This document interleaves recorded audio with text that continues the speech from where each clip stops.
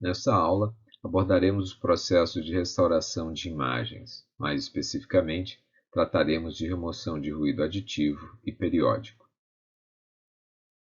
Processos de restauração visam melhorar a qualidade de imagens degradadas. Em geral, se utilizam de conhecimento a priori dos processos que geraram a degradação.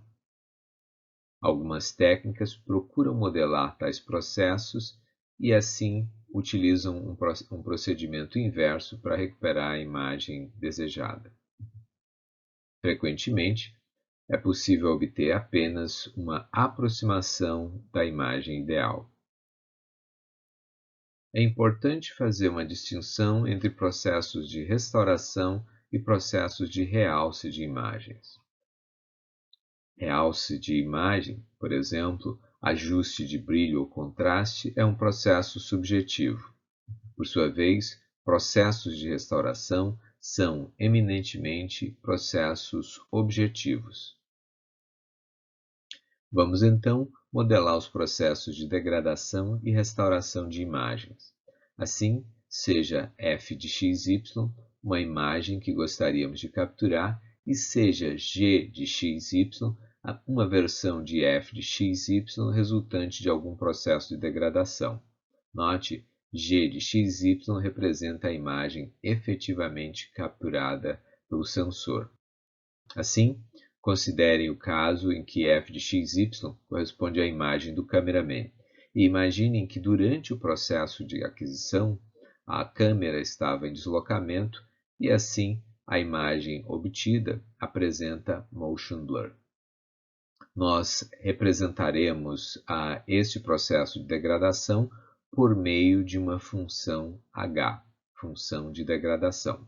Além disso, como já sabemos, todo o processo de captura de imagens tem associado a um processo de adição de ruído. Note, portanto, que, considerando o caso de um ruído gaussiano, e nesse caso ruído aditivo, a imagem G obtida seria então uma combinação da imagem degradada pela função H e a esta acrescido então o ruído. O objetivo então do processo de restauração é, a partir da imagem degradada G de XY, obter uma aproximação f' de XY da imagem ideal f de XY. Observem, portanto, que f' não representa a primeira derivada da função f, mas apenas uma aproximação de f. O processo de captura da imagem degradada G pode ser representado por meio da seguinte equação no domínio espacial. G de xy é obtido então a partir da convolução da imagem ideal com um kernel de degradação H e a este então acrescido ruído. Nós podemos agora obter a representação no domínio frequência.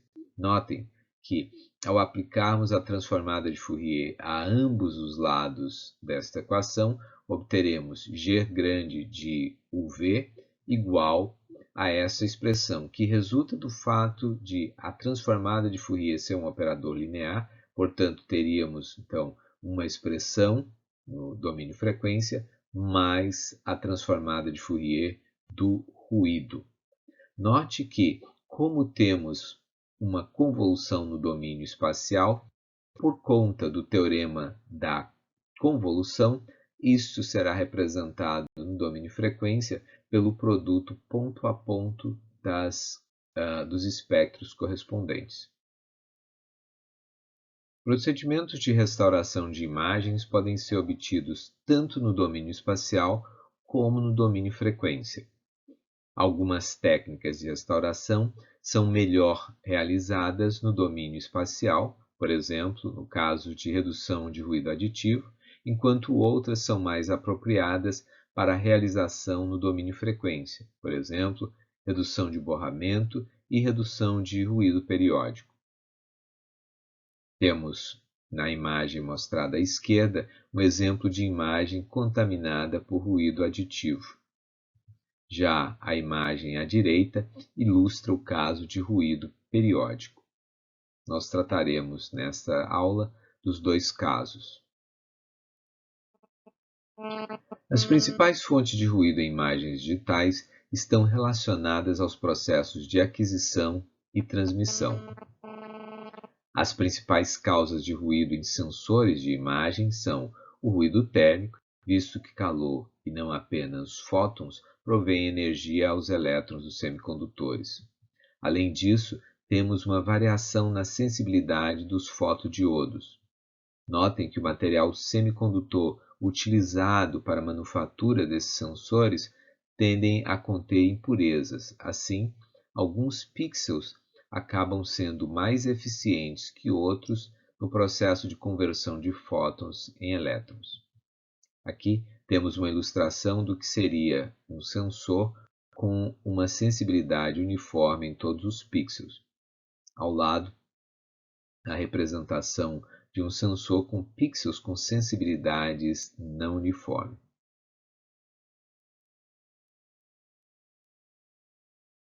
Entre os principais tipos de ruído aditivo, nós podemos enumerar o ruído gaussiano, Rayleigh, gama, exponencial e uniforme.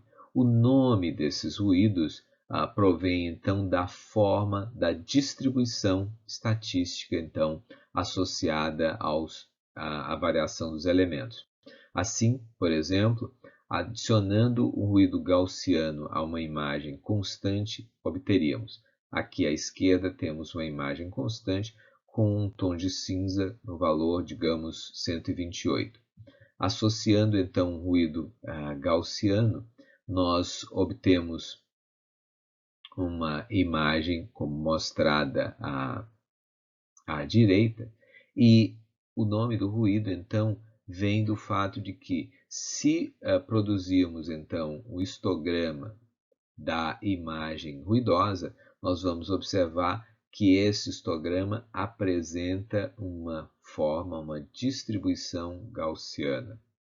O mesmo se aplica para os casos dos demais tipos de ruído. Cada uma dessas distribuições possui uma forma característica. Aqui temos exemplos de duas imagens contaminadas por ruído aditivo. À esquerda, ruído gaussiano, e à direita, ruído impulsivo do tipo sal e pimenta. Ele recebe esse nome devido aos pontos brancos e pretos aparentes na imagem. O processo de filtragem no domínio espacial é recomendável para os casos em que a imagem contém ruído aditivo. Assim, uma imagem contaminada com ruído aditivo pode ser representada pela seguinte equação: G é igual a F mais ruído. Nós podemos utilizar uma grande variedade de filtros no domínio espacial para fazer, então, a remoção de ruído aditivo. Um desses filtros, bastante popular e possivelmente o mais simples dele, é o filtro da média, ou filtro da média aritmética.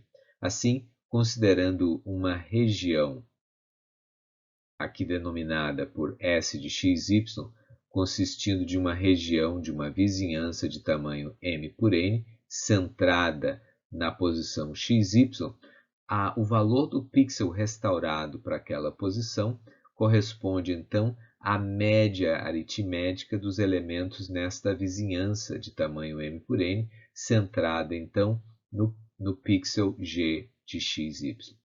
Assim, o pixel restaurado f' de xy vai corresponder à soma de todos os pixels na imagem degradada G, centrados então na posição xy e considerando uma vizinhança de tamanho m por n. Após somarmos todos esses valores, vamos dividir pelo número de pixels da região. Notem que esse processo pode ser obtido por meio de convolução, utilizando um filtro, um kernel, para o qual todos os elementos correspondem a 1 sobre m vezes n. Assim, por exemplo, se tivermos um filtro 3x3, ele estará cobrindo uma região 3x3 e, portanto, todos os seus elementos teriam o valor 1/9. Caso a região fosse, digamos, 5×5, nós teríamos aí um filtro em que todos os elementos, cada um dos elementos do filtro teria valor 1/25, e assim por diante. O filtro da média aritmética, ele reduz ruído, mas ele tende a introduzir borramento. Nós podemos também utilizar, por exemplo, a média geométrica para a obtenção de um filtro. Neste caso, cada pixel da imagem de saída restaurada f' de xy será obtido, novamente considerando uma região, uma vizinhança de tamanho m por n, fazendo-se o produto dos pixels na imagem degradada G, naturalmente centrados, né, na região, na posição XY, e após esse produto, nós vamos obter a raiz m por n. Este filtro, o filtro da média geométrica, ele produz uma suavização comparável com o filtro da média aritmética, mas ele tende a preservar melhor detalhes. Temos também o filtro da média harmônica, onde o pixel de saída, f' de xy, é obtido então pela média harmônica na região considerada de tamanho de dimensões m por n. Este filtro ele é bem adequado para a remoção do ruído do tipo sal, aqueles pontos brancos, mas ele não é adequado para ruído do tipo pimenta, pontos pretos. A utilização de um filtro baseado na média contra-harmônica, por sua vez, é eficiente para a remoção do filtro sal e pimenta. O filtro tem a formulação mostrada nessa equação, onde Q corresponde à ordem do filtro. Notem que é uma formulação um pouco mais complexa do que as demais que nós já havíamos visto, e nós podemos utilizar um filtro muito mais simples e muito mais efetivo para a restauração ou remoção de ruído de sal e pimenta. Este filtro é o filtro da mediana. Notem que trata-se aqui de um filtro de Rankine, como nós já comentamos anteriormente, em outra aula, e observem que ele funciona, a mediana funciona muito bem para esse tipo de ruído, porque o ruído do tipo pimenta e o ruído do tipo sal, eles tendem a se posicionar nos extremos da distribuição dos elementos de uma vizinhança. Assim, ao escolhermos o elemento mediano dessa distribuição, tendemos então a evitar a ocorrência então desses elementos extremos. E conforme eu mencionei, então, ele é bastante apropriado para a remoção de ruído impulsivo, tanto o ruído bipolar, ou seja, o ruído sal e pimenta, quanto o ruído unipolar, ou seja, apenas sal ou apenas pimenta. Okay? O ruído do tipo sal e pimenta, ele é causado frequentemente por erros na conversão analógico-digital ou pela ocorrência de erros, trocas de bits durante o processo de transmissão. Vamos então ilustrar o uso do filtro da mediana para a remoção de ruído do tipo sal e pimenta. Então, conforme vocês já perceberam intuitivamente, uma vez que eu delimite uma região da imagem e ordene esses pixels pelas suas intensidades, o que nós vamos ter é o ruído do tipo pimenta no extremo, o ruído do tipo sal no outro extremo.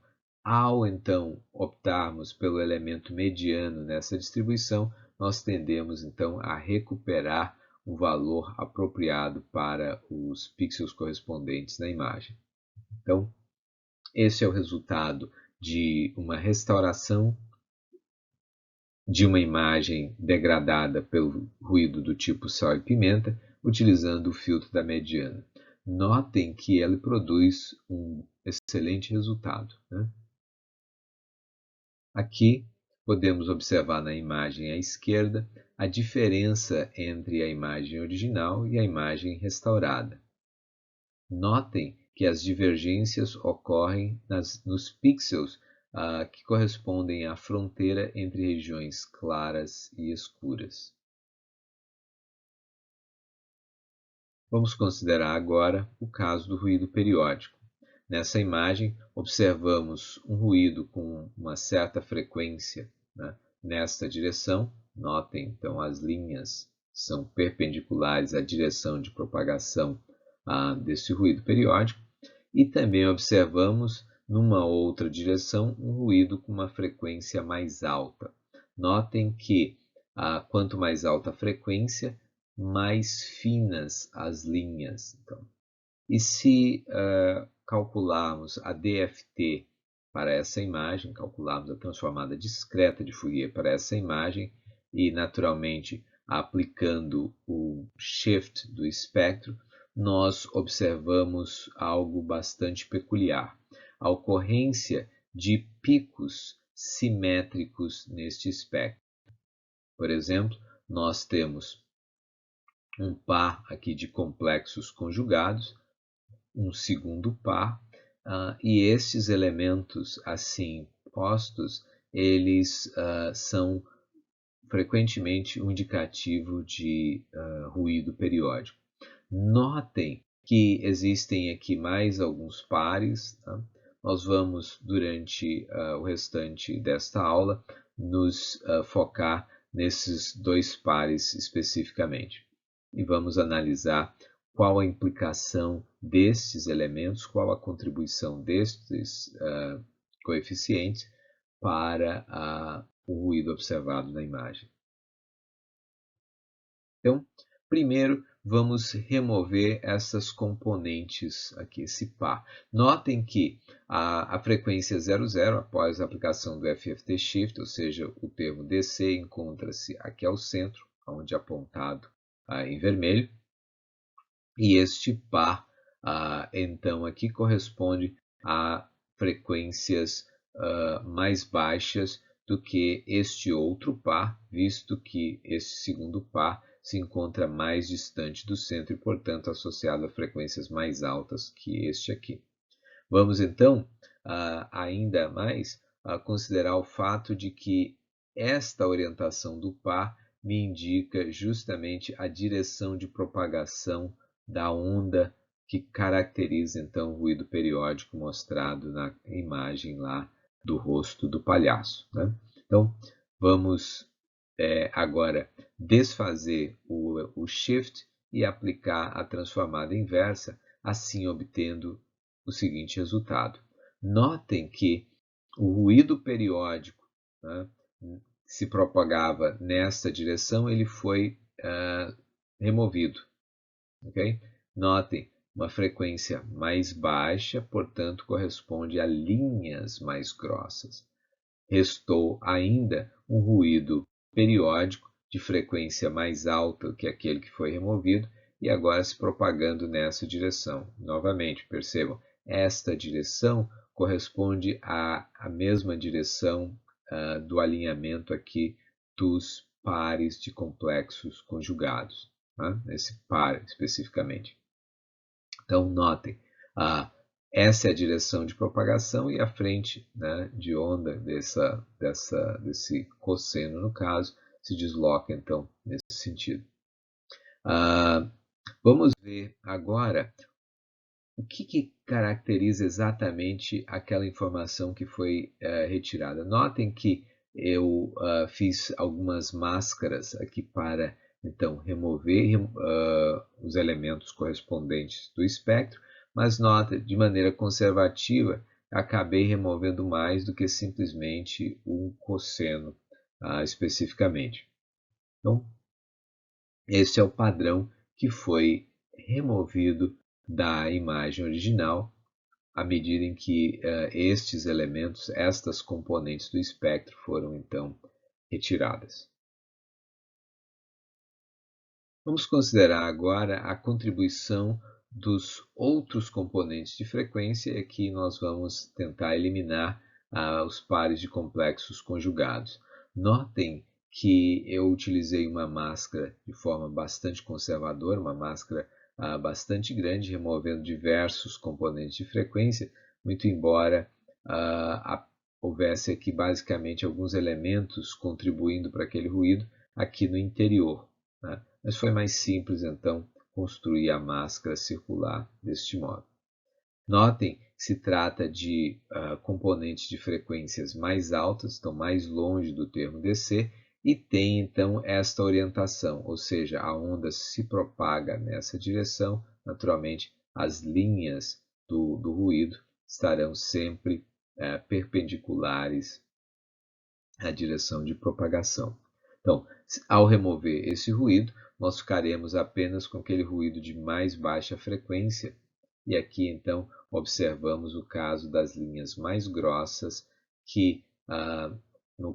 para a qual o ruído se propaga na direção desses componentes aqui que foram deixados.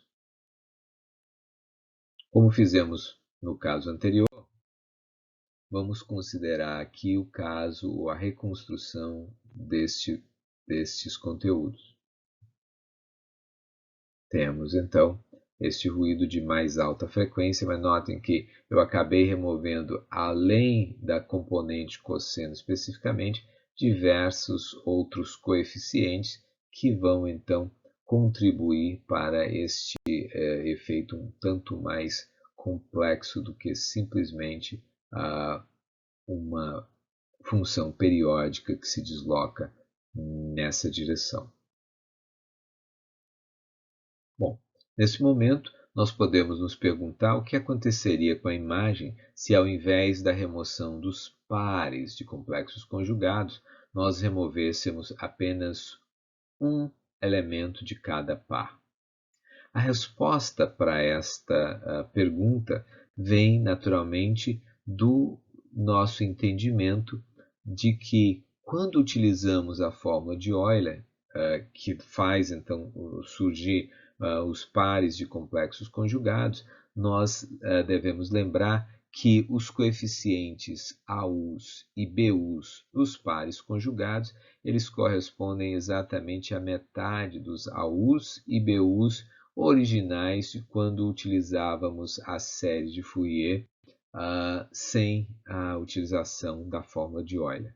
Portanto, imediatamente nós percebemos que metade da energia daquele sinal periódico ainda estará aí preservada, né? Então, nós vamos ter uma redução na amplitude desta onda, portanto, teremos um contraste menor, mas o ruído ainda estará presente. Além disso, como removemos um elemento e não o seu complexo conjugado, tá? E aqui um outro elemento e não os seus complexos e o seu correspondente complexo conjugado, quando aplicarmos a transformada inversa, né, o que nós vamos obter no domínio espacial não será um sinal real, mas um sinal complexo, porque nós não temos todos os elementos necessários para cancelar certas componentes imaginárias que ainda ficaram presentes. Então, aqui nós temos como resultado uma imagem para a qual eu apresento a componente real da imagem obtida pela inversa da transformada discreta de Fourier, e observem que, conforme esperado, conforme previsto, né, a partir do nosso conhecimento sobre os componentes da transformada de Fourier, sobre os coeficientes AUs e BUs no caso da utilização da fórmula de Euler, nós obtemos ainda aqui uma representação para o ruído, nos dois casos, o ruído de mais baixa frequência se deslocando nessa direção, o de mais alta frequência nesta direção, mas ambos menos pronunciados, ou seja, com a metade do contraste presente na imagem original, né? Aqui está, então, para comparação à imagem original, e nós observamos, então, que o fato de estarmos obtendo cossenos, senos com metade da amplitude, faz com que a gente, então, tenha apenas metade do contraste que da imagem original. Nós podemos agora nos perguntar o que aconteceria caso removêssemos os dois grupos de pares de complexos conjugados. Neste caso, aplicando novamente o shift e a transformada inversa, nós obtemos então essa imagem bastante limpa, né, na qual conseguimos eliminar as componentes do ruído periódico nas duas direções. Percebam os detalhes da pele, os detalhes aqui do nariz, né, bastante bem definidos. Notem que, neste caso, o processo de filtragem em domínio frequência é extremamente simples e eficiente. Seria bastante complicado obter um resultado como esse por meio de convolução no domínio espacial. Aqui, então, podemos examinar as componentes que foram removidas da imagem mostrada anteriormente. Então, o ruído periódico removido. Podemos agora, então, comparar a imagem original com o resultado obtido por meio de filtragem no domínio frequência para a eliminação de ruído periódico. Notem, por exemplo, que os detalhes da pele aqui bastante bem definidos, né? Essa textura é pouco identificável na imagem original. Isto, então, atesta o potencial, a importância da realização de processos de filtragem no domínio frequência e, em particular, para a remoção, neste caso específico, de ruído periódico. E com este exemplo e resultado, nós encerramos esta aula.